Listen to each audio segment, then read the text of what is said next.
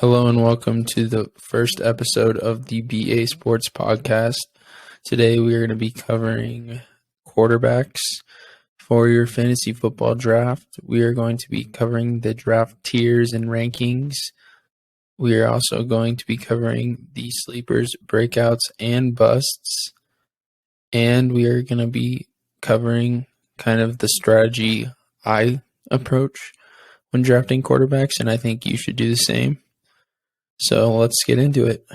I'm going to go through the top 14 quarterbacks I currently have ranked right now. They're separated out into 4 tiers. The quarterbacks after that I consider sleepers with high upside. And I will put out my full ranking 15 through 20 on my Twitter at BA Sports Podcast. On Twitter, that is at BA Sports Podcast. And so let's get into it. This is tier 1. The quarterbacks that you're probably seeing go at the top of most drafts. It's going to be Josh Allen as number 1, Patrick Mahomes as QB2, Justin Herbert as QB3, and Lamar Jackson as QB4. So starting off with Josh Allen, this is going to be tier 1. I'm looking to draft these quarterbacks at around 4 to 5. Any earlier, I just don't see the point. I'd rather wait than take a QB early. That's my strategy. I think it's the best strategy. It's worked out for me. I've finished top 5 or top 3 or higher in each of the last 5 seasons in one of my leagues using this strategy, and I'll go into more detail about it towards the end about what you can look for and what positions based on ADP are the best at giving you the most upside. And so starting out at QB1, Josh Allen, his ADP is 24, so we're going to base everything off a 12-team league, so you can base it that he's going at the end of round 2 in a 12-team league right now. And I really like Josh Allen. I mean, he's finished QB1 the past 2 years. He has a chance to three-peat. I just don't think he will, but I mean, it's all there for him. If you saw the preseason game today, he delivered a great touchdown pass to Gabe Davis on the first drive. I think he has an outstanding ability to run the ball, whereas other QBs don't. His big frame allows him to shut off tacklers, and he also has a cannon for an arm. I mean, he can repeat as QB1, but it's going to be tough to do. Not many quarterbacks have two-peated, and none really have three-peated in the last 10 years. It's all been a new QB1 each year, except for the last 2 years. Josh Allen's broke that streak. So, with his weapons, he's got Gabe Davis, Stephon Diggs. He's got Dawson Knox coming back. He's got his running back Singletary and Zach Moss. He also has James Cook, the rookie, Dalvin Cook's brother. So I think with everything he's got around him, it may help him propel him again to the QB1. It's worked the past 2 years. Why not a third? So, it's a safe option. I probably would wait till round 4. I wouldn't be taking him at ADP of 24, but if you feel you should, go for it. This obviously differs for super flex leagues and 6-point per passing touchdown leagues. You're going to see the average draft position be a little different, but I just think he's a safe pick for you because he's very consistent and he'll put up big numbers. So that's QB1. QB2 is going to be Patrick Mahomes. I like Mahomes, as you can see, my jersey. I'm a Texas Tech alumni. So I watched him play a little bit there. He's got a cannon for an arm as well. He also has the ability to scramble. He doesn't run as much as Josh Allen, but he has that ability to do so. It hurts him losing Tyreek Hill this year a little bit, but he's got Valdez-Scantling, who kind of will take the place of Tyreek. He's got Mecole Hardman, who will also play a big role. Both of those two, Valdez-Scantling and Hardman, can stretch the field like Tyreek did and open up Kelsey. So I think that's a good good sign. He's also got Juju Smith-Schuster coming in. Juju's only 25 years old. He's only played with Big Ben and the other Steelers quarterbacks as QB. So, I mean, the sky's the limit. I've heard reports that he's probably the wide receiver one in Kansas City, despite other rumors. With Juju Valdez-Scantling, Travis Kelce, Mecole Hardman. You got Clyde Edwards-Helaire, who's only like 23 years old, I believe. They've got a young core, even though they lost Tyreek Hill. So I think Mahomes has a good opportunity in front of him to possibly contend for the QB1 and be top 3 for sure. And coming in at QB3, it's going to be Justin Herbert. Justin Herbert has another plethora of weapons, cannon for an arm, just like Josh Allen and Patrick Mahomes.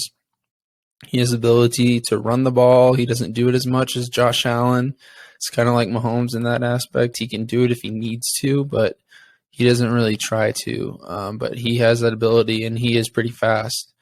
Mahomes and Herbert have deceiving speed on the field. And I think with Mike Williams, Keenan Allen, you got Gerald Everett, you have the rookie last year, Josh Palmer, is coming into his own in year 2. I think with all those weapons, you got Austin Eckler out of the backfield, the rookie Isaiah Spiller from Texas A&M coming out.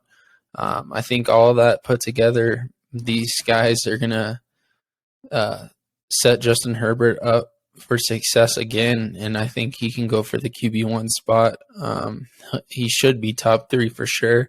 So taking him as a top 3 quarterback, as the third quarterback off the board, he's going ADP of 36 right now. Mahomes was 33, so both of those 2 and 3 guys I've ranked are going at the end of round 3 in a 3-team PPR or a 12-team PPR mock draft.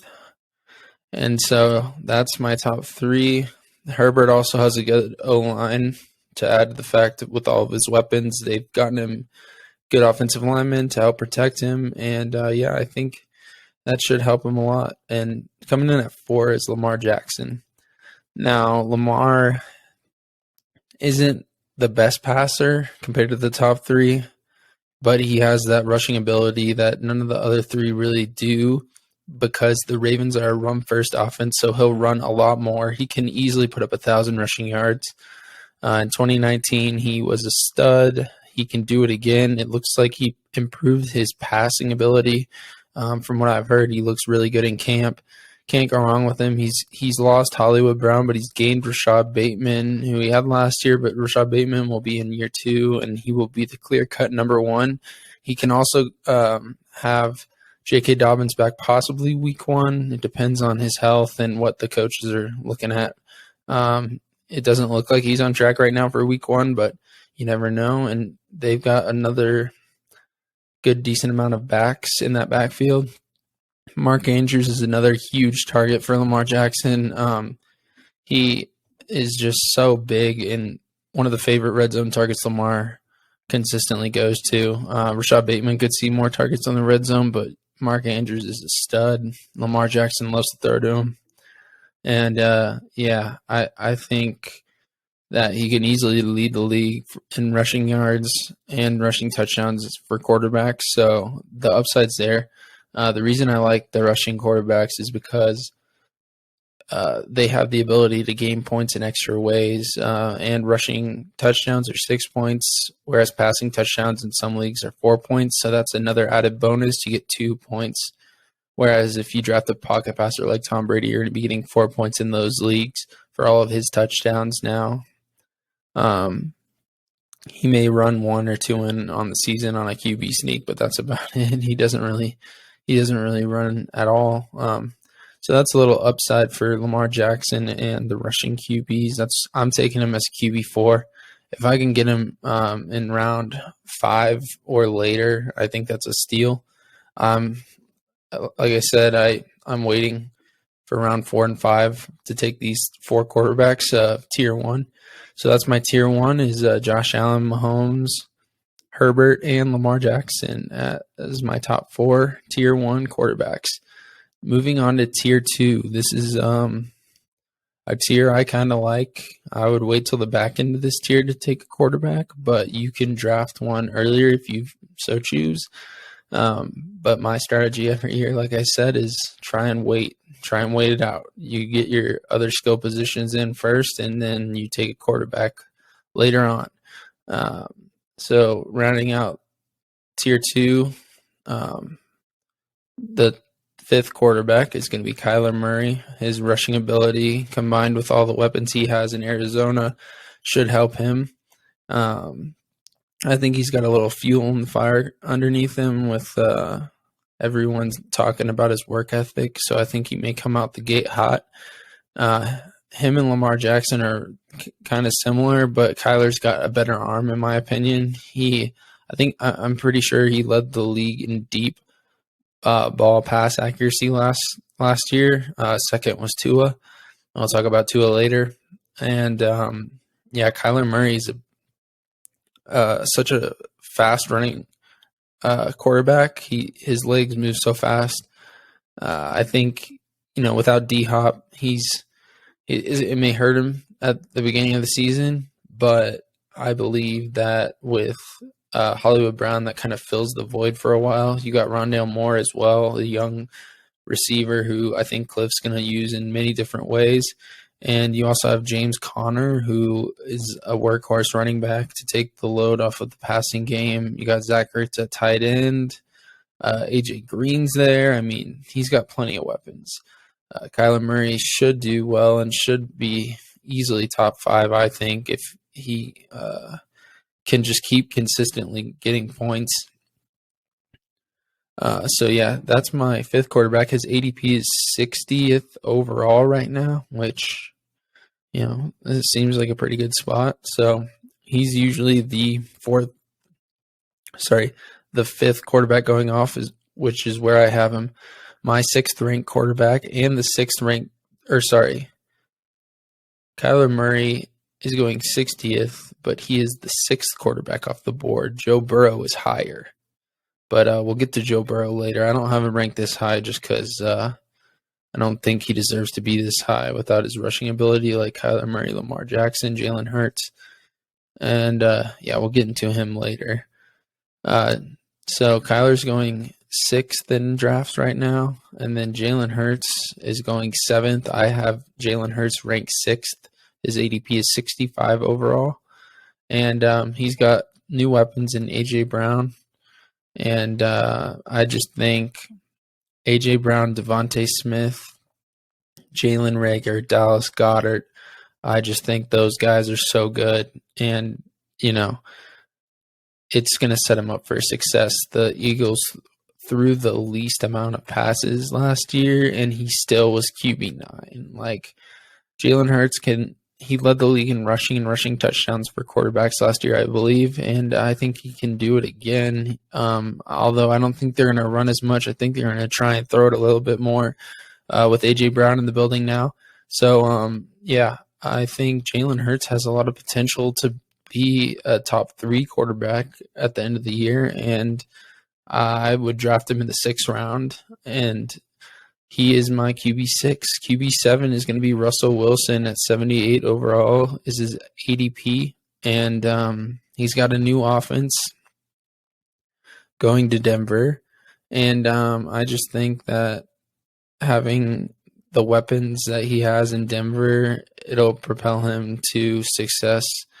And with Jerry Jeudy, Cortland Sutton, Alberto, the tight end that they have, Javonte Williams, Melvin Gordon, you name it, they've got it. Tim Patrick injury hurts them a little bit, but I still think that Russell Wilson's going to be a stud.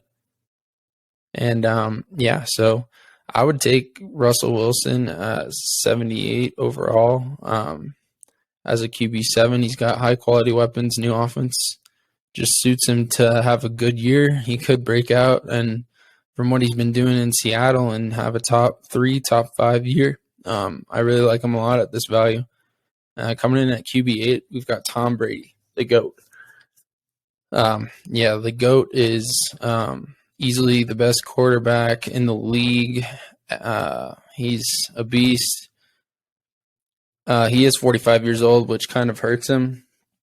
But I believe that if he ends his holdout in training camp, where everyone's worrying about him, his ADP may slide up a little bit.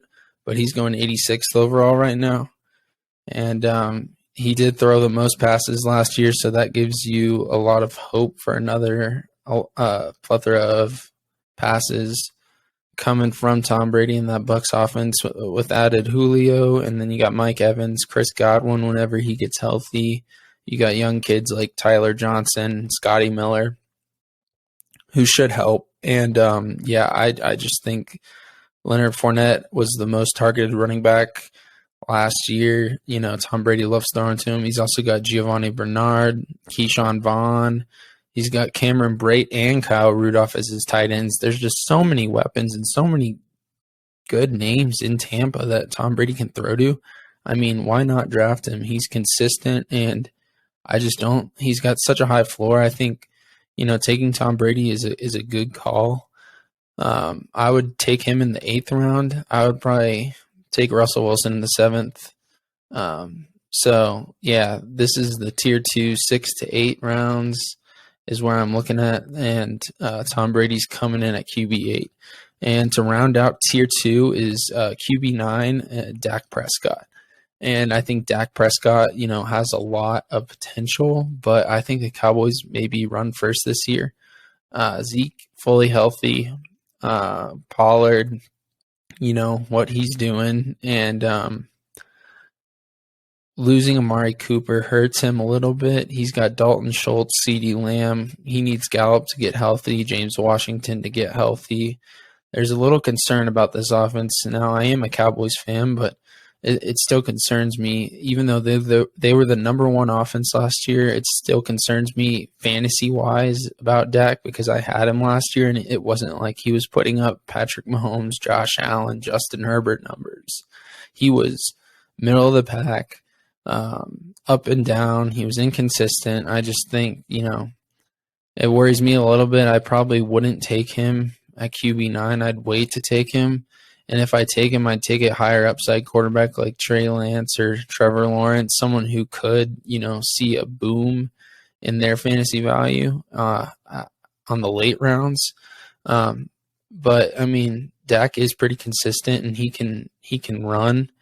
That's the thing with these rushing quarterbacks; they just get you extra points, which just helps you so much. And I think Dak may run a little more than last year. He didn't run a lot last year. He was more of a pocket passer after his injury, but we will see. And I mean, having the QB on the number one offense, you can't really go wrong with it. So, I'm not opposed if you like him. His ADP is way higher than I have him ranked. He's going 67th overall, and that will put him behind Jalen Hurts as the QB. Let me see. 1, 2, 3. QB8. Dak would be QB8 right now in drafts. So I have him ranked as QB9, one spot further down, but still good value. So I like Dak Prescott at the end of round 8. And so we're going to get on to the tier 3 quarterbacks. This is going to be QB10 overall, and the top of tier 3 is going to be Matthew Stafford, who finished QB5 last year.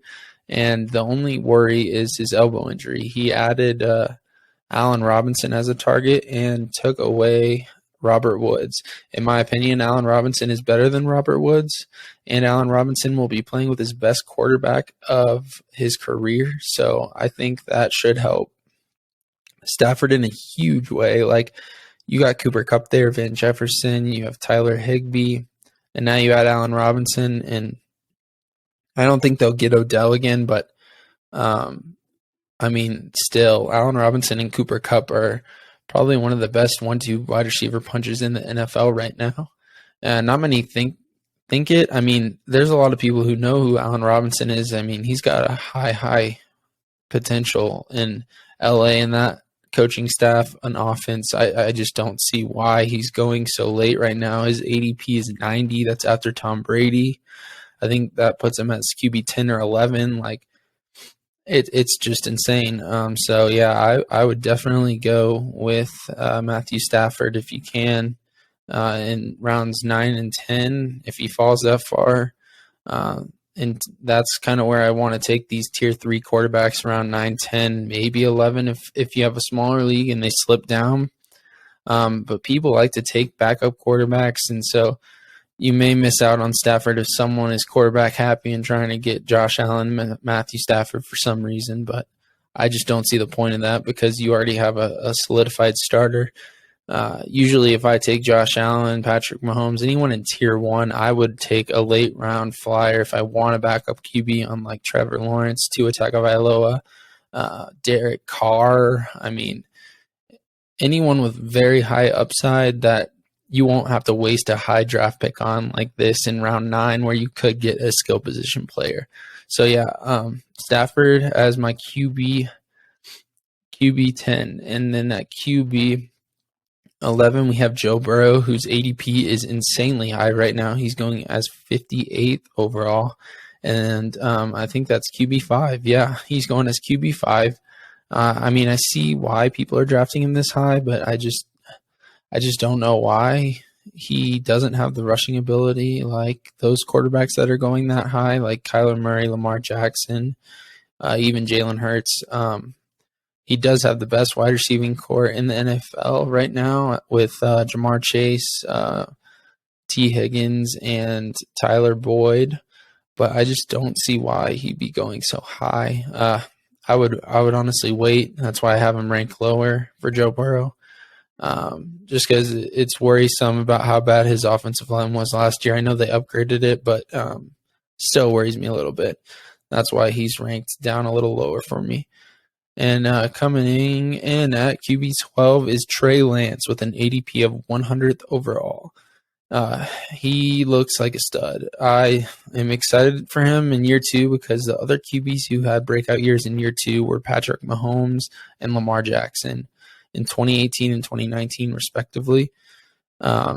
So both of them had breakout years in their second year. Trey Lance can do the same easily. His rushing ability is insane.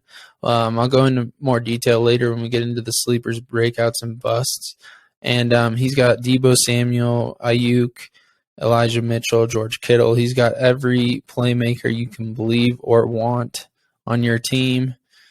So yeah, I really love Trey Lance as a late round, round 9, 10. He may be sliding up boards because of the preseason hype, but I mean, if you can grab him because I think he can be a QB1 overall, like the QB1, if he lives up to the hype. So that's QB 12, and coming in at QB 13 is Aaron Rodgers. His ADP is 97th overall, so he's technically going higher than Trey Lance right now, but I just think I moved Trey Lance up to QB 12 because he's too good. So Aaron Rodgers at QB 13. His wide receivers are now only Lazard and Cobb. He's got Tunyon coming back, which will help him, but he's got to rely on the rookie receivers, Christian Watson, Romeo Dobbs. So if they can start clicking, Rodgers did say, watch out because they're not clicking, and if they start clicking, I believe that it'll be really helpful for Rodgers because him and Devontae were on this like connection you wouldn't believe, and I just think that if Aaron Rodgers can connect with those rookies, even Lazard. Which I know he already has a connection with Lazard, but if he can connect with those rookies, his value will shoot up because he will be able to connect all over the field and not just with Lazard or Cobb or Tunyon. So with him and Lazard could be him and Devontae, but they've got to get their chemistry insanely high to where the level where Devontae and Aaron had it last year and the years prior because they just knew where each other were going to, or Aaron knew where Devontae was going to be. Devontae knew where to be for Aaron and knew where the ball was coming. Like, it was just an insane level of chemistry between those two, which is why I have Aaron Rodgers ranked so low that hurts him a little bit, I believe. And, you know, you've got Aaron Jones and you've got A.J. Dillon, which helps him. But yeah, it's going to be a different scene in Green Bay. I think they may try and run a little more if they can. Their defense is really solid, so if they run the ball and keep the ball out of the opponent's hands, I think that suits them well. Rodgers was won the MVP the 2 prior seasons, and I just don't see him living up to those performances without Devontae. But you never know. He is the reigning MVP, and he can do whatever he wants. He's really good. So if you want to take a late round flyer on him, go for it. And coming in at QB 14 is Kirk Cousins, who is a stud. He's got weapons galore. He's got Thielen coming back, Irv Smith coming back. He's got Justin Jefferson, arguably one of the best wide receivers in the league. He's also got Dalvin Cook and Alexander Madison, both insanely good running backs. It's like a 1-2 punch. But yeah, I think with the new head coach Kevin O'Connell, they're going to be more pass heavy than the past with Mike Zimmer. So that helps Kirk a lot. And I just think that this system that Kevin O'Connell's setting up could open the door for Kirk Cousins, who was pretty consistent last year. And I think he can even get into the QB's top 7, maybe. Top 5, maybe a little bit of a reach, but you never know. He's definitely up there with potential. I would take a late round pick with him. If he's my QB1, I'm not sweating it. I'd probably snag Trevor Lawrence or Tua Tagovailoa to go with him, but I think he's really good. Kirk Cousins is a safe pick at that late in the draft. So if you're really wanting to wait on a quarterback, I'm fine with Kirk Cousins.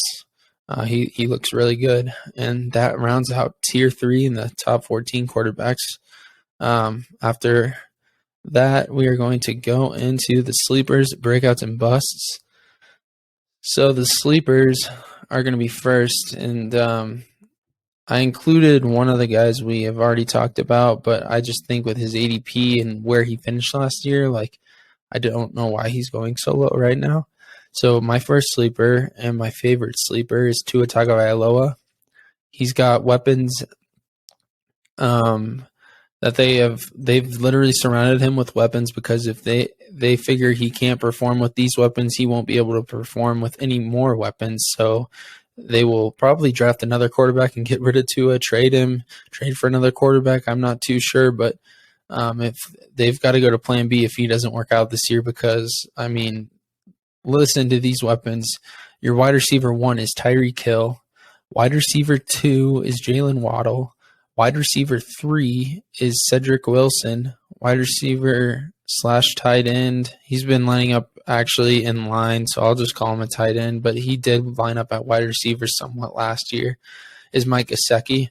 He is a tight end technically, so but he can line up outside if they need him to. And then they've got the crazy loaded backfield. I didn't even know they had all these players until I saw their depth chart. They've got Chase Edmonds, Raheem Mostert, Sony Michel, and Myles Gaskin. That's a pretty good group of running backs, especially with Mostert's familiarity with Mike McDaniel's playbook and the 49ers schemes and everything.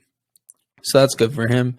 They did beef up the O-line, adding Connor Williams and Armstead, so that should help him. He did lead the league, believe it or not, in short passing accuracy at 71%. So Tua is the top short pass accuracy quarterback in the league, and they didn't throw it deep. So he's got the reps at the short passing game, which is crazy that he's 71% completion percentage. But he's a stud. You got the second long ball accuracy in the league last year, even though his team was like bottom 6 in the league in pass attempts deep. And so yeah, I think Tua and Mike McDaniel will set him up for success. Mike McDaniel and the 49ers offense last year led the league in yards after catch. And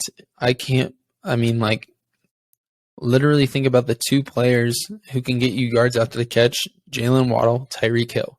Mike McDaniel will put them in position to succeed, and Tua Tagovailoa will deliver, I believe. He's a big sleeper, and I think I would easily take him in a late round if I wanted a QB with upside and say I waited for Kirk Cousins and I want to take Tua with my last pick, I'd do it. I would take Tua and just hope that he is successful this year because he could crack the top 10 if all goes well. So yeah, that offense should set him up for success this season. That is my number one sleeper. My number two sleeper is Matthew Stafford. Like I said, he's going 90th right now, ADP wise, which puts him around QB 10, 11-ish. And so I would take him way earlier than that. Well, if I should say, if I could get him in round 8 and all the other quarterbacks are off the board, I would probably take him there. But his ADP is so low because he finished as QB5 last year and arguably brought in a better weapon than he had last year besides Cooper Kupp. He had Cooper Kupp, who was the best weapon in the NFL, but now they have Allen Robinson, and I think Allen Robinson can easily help him succeed even more and still make him a top 5 QB like he was last year. The one concern is his elbow and then his running back staying healthy. They're both hurt right now. I don't know how bad it is, but they're both banged up. And I think he's got a lot of potential, and people are sleeping on him because of that elbow injury. Same thing was with Dak last year. His elbow was hurting, and he did pretty well, but not to the level he could have. Yeah, I just think Stafford at QB5 last year and going as QB10 right now is an insane value, and I'd look for him in your drafts. Now we're going to go to breakouts. There's 2 breakouts. One I mentioned earlier, or actually 3 breakouts. 2 I mentioned earlier. One is not on my rankings right now, but once I put out my top 20 on Twitter at BA Sports Podcast, you can see them there. So number 1 is Jalen Hurts. I think he can easily be QB1 this year. His wide receiver core, A.J. Brown, Devontae Smith, and Jalen Reagor are huge. Dallas Goedert is another added weapon for him. He led the league in rushing touchdowns and rushing yards as a quarterback last year, which helped him a lot. And like I said earlier, he was QB9, even though they were last in the league in pass attempts in 2021, and now they arguably have the best offensive line in the league, which just sets him up for so much success, I think, this year. Going around QB 6 or 7 in ADP, I would take him in round 6. If I don't get him, I'd take Tom Brady, Russell Wilson, maybe Stafford. Later on, even Trey Lance. I'd take Trey Lance in round 9. So if you miss out on Jalen Hurts, there's plenty of more quarterbacks to take, but I would look for him in round 6. If he's there, get him. If not, I'd wait for another one of those quarterbacks I have ranked around there. And I would not reach for Jalen Hurts.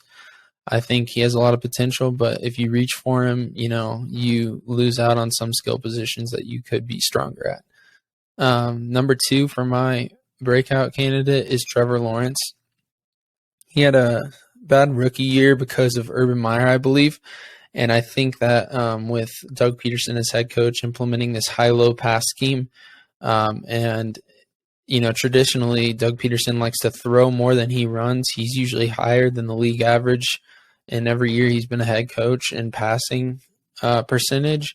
So his passing percentage is always higher than his rushing percentage, and his passing percentage is always higher than the league average passing percentage, which should set him up for success, I believe. Peyton Manning has been compared, or Trevor Lawrence has been compared to Peyton Manning, and Peyton Manning in year 1 had 28 INTs, led the league in interceptions. His second year, he was 3rd in the league in MVP voting. So Trevor Lawrence can easily do that. They've added so many weapons, a new coach. I just think that helps him a lot. He's got Christian Kirk, Zay Jones, Marvin Jones, Laviska Shenault, Laquan Treadwell. He also has Evan Ingram, Dan Arnold as the tight ends. He's got Travis Etienne coming back off injury. He's got James Robinson coming back off injury. And I just think this high-low pass scheme can be deadly. I'm going to show a clip real quick of Trevor Lawrence in preseason week 1 so we can see the high-low pass scheme at work and kind of what all it entails for him and what he kind of sees and what he needs to get adjusted to, because he missed the target on this route, the main target. So we can see they've got Evan Ingram and Laquan Treadwell down here. You got ATN, he's going to come down here. You got 2 wide receivers matched up with the 2 corners at the top of the screen. And so if I play this video, you're going to get Laquan Treadwell going on a curl route. You got Ingram going on a smash route, and you got ETN trailing. There's not enough defenders to pick up all 3 of them. They all get honed in on Treadwell and ETN, and no one sees Ingram escaping to the back. This is just the thing with the high-low pass offense that will help Trevor Lawrence. He's got options, and he just needs to know when to see or how to read that correctly and see that correctly so he's not missing Evan Ingram, because after the game, he even said he missed him. He knew he missed him. It's just something they got to work on. He is working in a new offense, like I said. So I just think the high-low pass scheme will help Trevor Lawrence a lot. And Zay Jones looks really good in the preseason week 1. I mean, he was huge for Oakland last year, or Las Vegas, sorry. He was huge for Las Vegas last year and was making big catches in big games and clutch times. I mean, Zay Jones is a beast. I think with ETN as a pass-catching back, it'll help him a lot. And Dan Arnold and Evan Ingram, I mean, you can't really go wrong with Trevor Lawrence because he's not going in the top 14 QBs right now. His average draft position is after that around probably 16th off the board. Like, I'd take him late round flyer. I took Lamar Jackson in 2019 as QB 14 he was going. I took him with the last pick. He ended up QB 1, and it was arguably the best team I had ever drafted. Is crazy. That's the potential that I think Trevor Lawrence could do. He could fulfill that potential and go for it all as a QB1 and top 5 maybe. So yeah, that's another breakout. The third breakout, the last of my breakouts, is Trey Lance. Like I talked about earlier, his rushing ability, he was a 28 touchdown, 0 interceptions in college, won the FCS championship with North Dakota State. He's got a lot of weapons in Ayuk, Debo Samuel, George Kittle, Elijah Mitchell. He's probably the best quarterback that Kyle Shanahan has worked with. So I just think that with that offense and with his rushing ability, he averaged 53.7 rushing yards per game last year, even though he only played a lot in 3 of the games. So that's 53.7 rushing yards per game with at least 7 rush attempts. If he didn't have 7 rush attempts, he usually didn't average that high. But with 7 rush attempts in the 3 games that he did rush 7 times in, he averaged 53.7 yards per game, and he would have been leading the league in rushing yards last year. But he didn't start, and now he gets the starting job, so that helps him a lot. And I think that'll really propel him to be one of the biggest breakouts. I could see him being a QB1, just like I said about Trevor Lawrence and Jalen Hurts. This is why I put them in the breakout category. They have that potential to be the QB1. And I just think that with Trey Lance's raw talent, Kyle Shanahan can kind of help him out. And he's a smart quarterback too. He knows the plays. He knows the playbook. He knows where he has to throw. He's a smart quarterback. That's why the 49ers took him so high in the draft. They knew how smart he was. They were really impressed with his ability to retain information on the playbook, which is why they took him at 4th overall. So, yeah, I think that Trey Lance is really, really poised for a breakout year this year. So that ends the breakouts, and now we're going to go into the 2 busts who I mentioned in my 14th rankings this year. All right, so my 2 busts are, number 1, Dak Prescott. Just because I think, like I said earlier, they're going to be more run-focused. They've got a good defense that can run the ball, possess the ball. They don't need Dak to throw it all the time like they did last year. Although I think Kellen Moore really needs to step up his play calling ability, because it's kind of predictable on what the Cowboys were running last year, even though they were the number one offense in the league. It was really predictable. And as a Cowboys fan, it was just hard to watch because, I mean, you could see the plays coming. The defenses knew the plays coming. I just think that Kellen Moore needs to kind of mix it up a little more, get creative. I just don't see Dak for where he's going at 67th overall. I had him way later as QB9. 67th overall would have been like QB7-ish, and I just think that's way too high for him. I'd wait on Dak, but for where he's going right now, I got to put him as a bust. And another quarterback that's going super high as QB5 is Joe Burrow, and that's my second bust. I've got to put him as a bust as well because that ADP is way too high.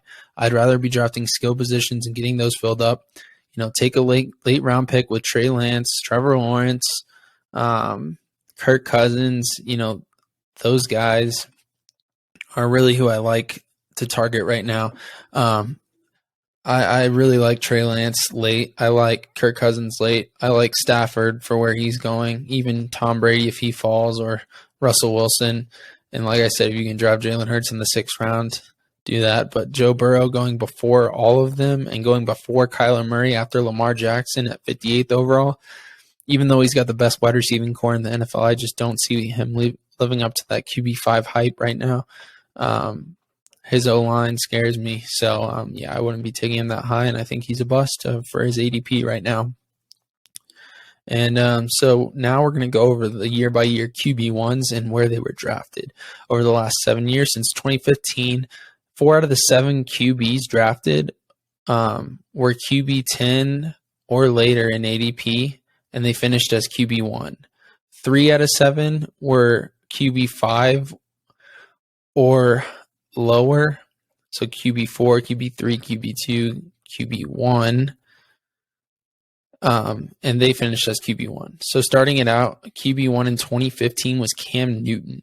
Cam Newton was the 11th quarterback drafted that year with an ADP of 84th overall, and he finished QB1. So that's one of the 4 that if you're QB10 or later, you were QB1. Like, that is insane value. So that's what I think Trey Lance can do this year. I think him and Trevor Lawrence are the 2 that I would be high on to fulfill this. The third one would probably be Tua, because all those guys are going after QB10 right now. So they would fit that 4 out of 7. That's over 50% success rate in that category. 2016 was one of the outliers where QB2 ADP Aaron Rodgers at 25th overall was going to finish QB1 that year. So Aaron Rodgers went QB2 in the draft at the beginning of the year for fantasy managers, and he finished QB1. So that was a safe pick by managers, taking him early. It paid out. So another one the next year, 2017, was Russell Wilson. He was going as QB5, so a little later on than Aaron Rodgers did in the 2016. But so he went as QB5 in drafts, and he finished as QB1 in 2017. I think Russell Wilson can do this again. He doesn't fit the QB10 or later this year, but I think he can finish QB1 again. And so 2018 was Mahomes. He went QB16. ADP was 110 overall, and he finished QB1. Like, that return on the value right there, that's why I wait for quarterbacks. You draft the QB16 with one of your last picks, and he turns out to be the QB1 for the year after you got all those weapons early on. Like, you have a lot of potential with your team, and there's really no reason why you shouldn't finish top 3 if you're using the strategy and it pays out like Mahomes did in 2018. And coming in 2019, Lamar Jackson was the overall QB1. His ADP was QB14, 106th overall. This is the year I took him on the last round pick. I didn't start him week 1. That was the only game I had lost. I went undefeated the rest of the year, and I started him every single game the rest of the year. And I won the championship. I was first place. Lamar Jackson, QB14, easily like one of the best values I've ever picked in drafts. So that's why I wait. You can hit like that. In 2020, familiar face Josh Allen finished as QB1. He was going as QB 10, 82nd overall. So that's QB 10 or later. That's one of the four. Just like Lamar and Patrick Mahomes did the previous years, he did it again. He went QB 10 and finished QB 1. Now 2021 is another outlier. Josh Allen was ADP of 26th overall, finishing at QB 2 for his ADP. And at the end of the year, he was QB 1. And so now Josh Allen's going for the three-peat in 2022. I believe that he can do it, but I could see Justin Herbert sneaking in there as QB1, Jalen Hurts, Trey Lance, Trevor Lawrence, Tua Tagovailoa. A lot of those guys could sneak in there, but that's kind of where I'm thinking you want to wait on quarterbacks since 4 out of the 7 past years, a quarterback who has gone 10th overall QB-wise, positionally, or later, has finished as the QB1, the best quarterback. So, like, Trey Lance, perfect example. I think if you want to use this strategy, he is probably my number 1 target. Number 2 would be Trevor Lawrence. Yeah, and that wraps up the QB show for the first episode.